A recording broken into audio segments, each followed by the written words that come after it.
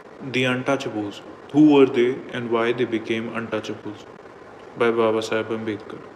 Preface. 2.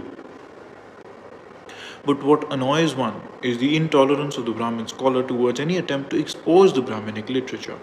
He himself would not play the part of an iconoclast even when it is necessary, and he would not allow such non Brahmins as have the capacity to do so to play it. If any non Brahmin were to make such an attempt, the Brahmin scholar would engage in a conspiracy of silence, take no notice of him, condemn him outright on some flimsy grounds, or dub his work useless. As a writer engaged in the exposition of the Brahminical literature, I have been a victim of such mean tricks. Notwithstanding the attitude of the Brahmin scholars, I must pursue the task I have undertaken, for the origin of these classes is a subject which still awaits investigation. This book deals with one of these unfortunate classes, namely the Untouchables. The Untouchables are the most numerous of the three. Their existence is also the most unnatural. And yet, there has been so far no investigation into their origin. That the Hindus should not have undertaken such an investigation is perfectly understandable. The old Orthodox Hindu does not think that there is anything wrong in the observance of untouchability. To him, it is a normal and natural thing. As such, it neither calls for explanation nor expiration. The new modern Hindu realizes the wrong, but he is ashamed to discuss it in public for fear of letting the foreigner know that the Hindu civilization can be guilty of such a vicious and infamous system of social code as evidenced by untouchability.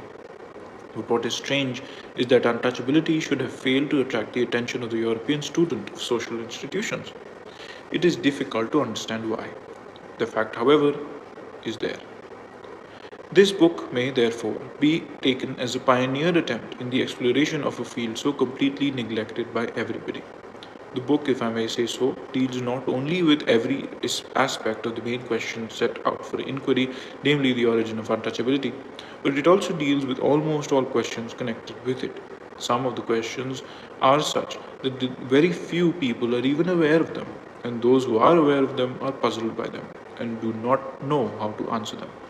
To mention only a few, the book deals with such questions as why do the untouchables live outside the village? Why do beef eating give rise to untouchability? Did the Hindus never eat beef? Why did not Brahmins give up beef eating? What made the Brahmins become vegetarians, etc.? To each one of these, the book suggests an answer. It may be that the answers given in the book to these questions are not all embracing. Nonetheless, it will be found that the book points to a new way of looking at old things. The thesis on the origin of untouchability advanced in the book is an altogether novel thesis. It comprises the following proposition. 1. There is no racial difference between the Hindu and the untouchable. 2. The distinction between the Hindu and the untouchable in its original form before the advent of untouchability was the distinction between tribesmen and broken men from alien tribes. It is the broken men who subsequently came to be treated as untouchables. 3. Just as untouchability has no racial basis, so also it has no occupational basis. 4. There are two roots from which untouchability has sprung. A. Contempt and hatred for the broken men as of Buddhists by the Brahmins. B. Continuation of beef eating by the broken men after it had been given up by others. 5. In searching for the origin of untouchability, care must be taken to distinguish between the untouchables from the impure. All Orthodox Hindu writers have identified the impure with the untouchables. This is an error. Untouchables are distinct from the impure. 6. While the impure as a class came into existence at the time of the Dharma Sutras, the untouchables came into being much later than 400 AD. These conclusions are the result of such historical research as I have been able to make. The ideal which a historian should place before himself has been well defined by Goethe, who said, the historian's duty is to separate the true from the false, the certain from the uncertain, and the doubtful from that which cannot be accepted. Every investigator must, before all things, look upon himself as one who is summoned to serve on a jury. He has only to consider how far the statement of the case is complete and clearly set forth by the evidence.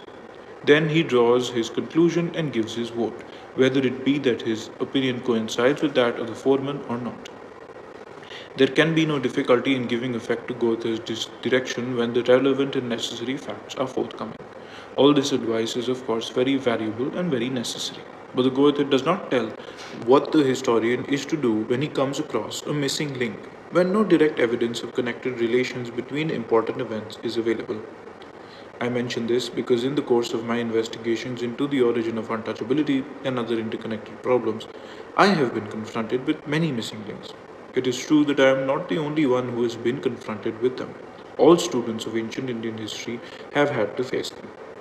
For, as Mount Stuart Elphinstone has observed in Indian history, no date of a public event can be fixed before the invasion of Alexander, and no connected relation of the natural transactions can be attempted until after the Mohammedan conquest. This is a sad confession, but that again does not help. The question is, what is a student of history to do? Is he to cry, halt, and stop his work until the link is discovered? I think not. I believe that in such cases it is permissible for him to use his imagination and intuition to bridge the gaps left in the chain of facts by links not yet discovered and to propound a working hypothesis suggesting how facts which cannot be connected by known facts might have been interconnected. I must admit that rather than hold up the work, I have preferred to resort to this means to get over the difficulty created by the missing links which have come in my way. The end.